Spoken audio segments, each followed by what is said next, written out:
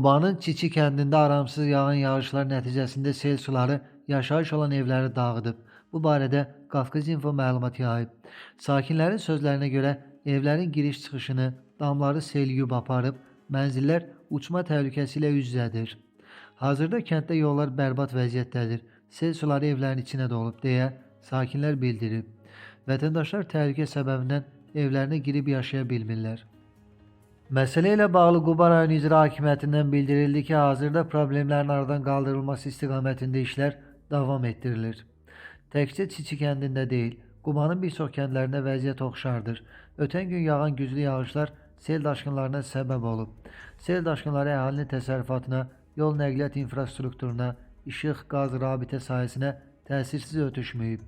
Hazırda bütün bunların aradan qaldırılması üçün işlər gedir deyə qurumdan qeyd olunub.